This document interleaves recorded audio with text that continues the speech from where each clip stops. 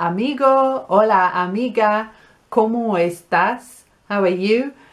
The last time, en la última clase, I was a little bit asleep, dormidita, because I thought I'd finished. Pensé que había terminado sección 3B y no había terminado la sección. Today, I'm a little bit more awake, despierta. So let's finish off. La sección se llama cerca o lejos. You remember what they mean. And estamos en página 39. 39 is 39, of course. Actividad 7. Y hay dos textos.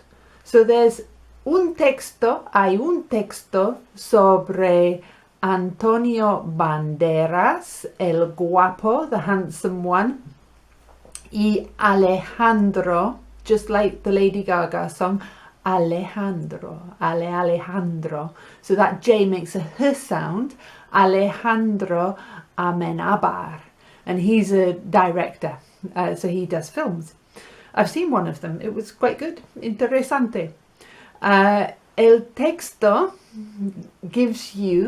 te da información sobre los dos hombres, about the two men, y la actividad es escribir, to write, escribir preguntas, which are questions. They want 5 preguntas. So, what's his name? Now, you've got what is your name. What is his name is the same as the usted form. So that will be on página 12. If you don't know what it is, página 12 will say what's his name. And you could ask what's his job. So that was on página 7. And then where is he from? What is the city called, perhaps? Or how many inhabitants does the city have? Las preguntas de página 36. Where is the city? I think was the other one. So pause the video para escribir 5 preguntas.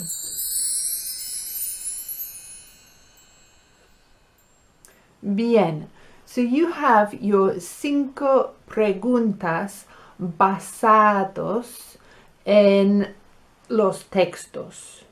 And then you have to imaginar un diálogo using las preguntas y la información del texto.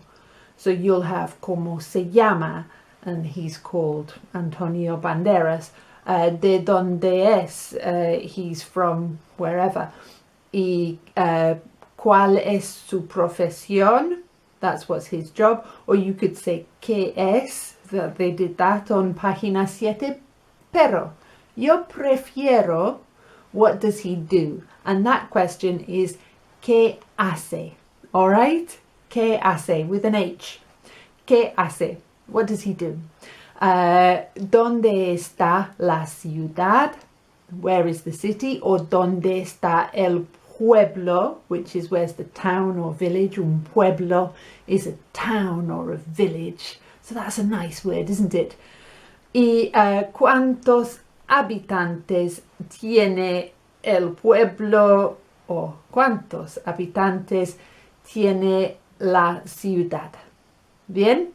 And then you imaginar el diálogo.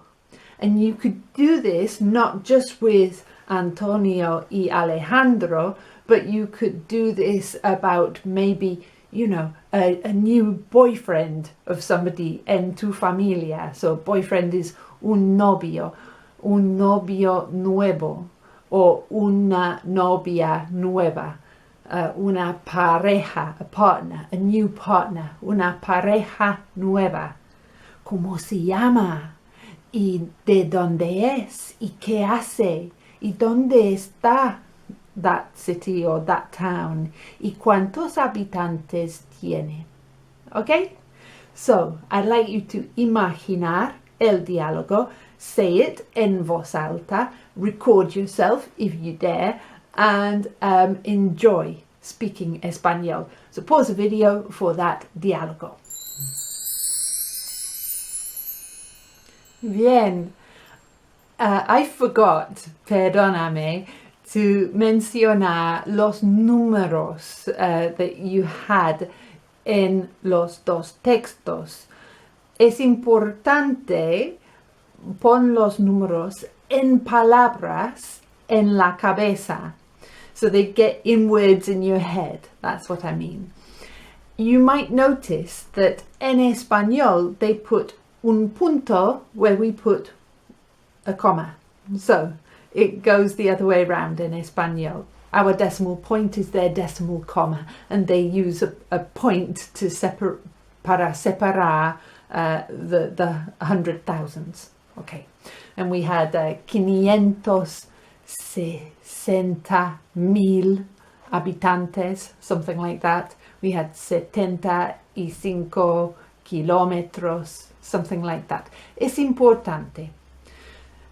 En la próxima actividad, actividad 8 de página 39, la idea es escribir un texto sobre las dos mujeres. And mujer, of course, means woman. So, las dos mujeres en las fotos. Te dan, that means they give you. Te dan la información. Te dan un modelo con los dos hombres y tú tienes que escribir el texto. So you need to make the full sentences. Of course, it will be la instead of el to refer to las mujeres instead of los hombres.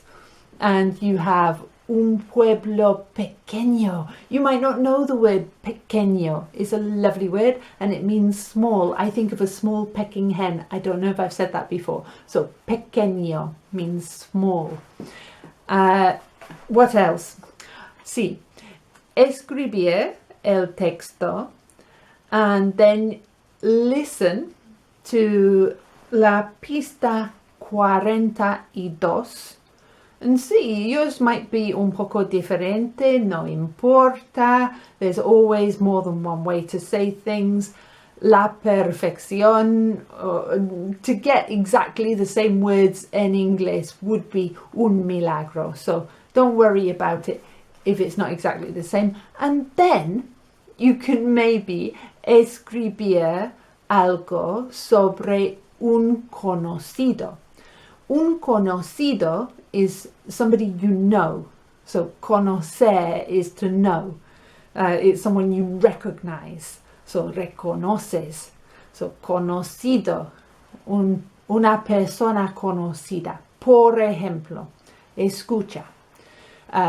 Mi amiga se llama Pippa, es artista y jardinera. Es de Londres, que está en el sureste de Inglaterra.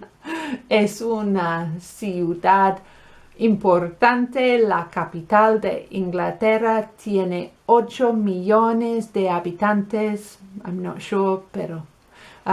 y está a 40 millas de la costa. Again, I'm not sure, pero no importa. So that would be mi texto. ¿Cuánto entiendes? How much do you understand? Bueno, now it's your turn, and of course you are welcome to send me your text, ruth@spanglishfantastico.com. Okay, pause the video and do those 3 textos ahora. I hope you enjoyed writing something en español that you can understand. This is how we learn Espanol, by focusing on one little piece of lenguaje, getting to know it so that you do understand that parte de Espanol, and then it just extrapolates out from there. You're doing the right thing. Pasos gives you these exercises, these ejercicios to focus, y con un poco de input from me, you can really get to grips con Espanol. Página 40 is the end of this section. So we need to look first at la caja. La caja means the box. So that hay una caja que se llama atención. In that box hay mucho vocabulario. Some of it might be new. What I suggest is you have a quick read through it and decide which words you know, which words you don't know. And then tapar means to cover. Tapar the inglés, tapar el inglés, and just see which ones you can reconocer, you can recognize. Y luego tapar, just with your hand, tapar el español, and test yourself again. Okay, so then you begin to identificar las palabras que necesitas estudiar. Pause the video and do that short little vocabulary exercise ahora. Bien. Now, on the left-hand side of the page, which is where we normally start, página 40, actividad 9. Actividad 9, la idea is to escribir preguntas. I would write them on a piece of papel, una hoja de papel, no en el libro. Queremos el libro limpio, ¿verdad? So, you need to read la información, read la respuesta, which is the answer, and that'll give you a clue to what la pregunta might have been. And of course, there might be más de una opción, but have a go. Bien? And you can tell where it says soy de Belchite, it's going to be where are you from? Yeah? Where is Belchite? Because the answer is está cerca de aquí. Okay, it's near to here. Okay, so read el texto de página 40. Try to escribir las preguntas and pause the video while you do that. Bien, and there are some lovely phrases in that text. No vivo allí. No, I don't live there. Things that you can imagine using. Al final, la idea es escuchar el diálogo. Now you're un poco acostumbrado al diálogo. Es más fácil entender. It's easier to understand. Más fácil a entender.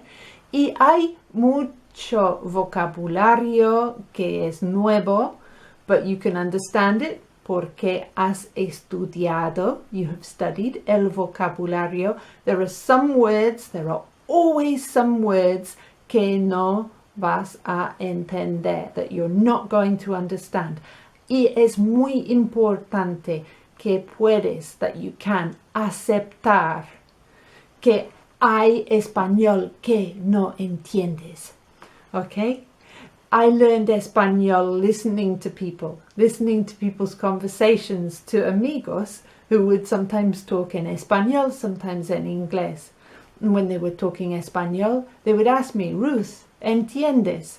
And I say, bueno, entiendo que hablas de computadores. They're from Latin America. I understand you're talking about computers, but not a lot more. So that's how we start. We start not understanding everything, but you understand a lot of this. Escuchar Pista 43, and pause the video while you do that. And as you listened to Pista 43, you might have noticed that when they were asking the lady, they were using the usted form, de donde es.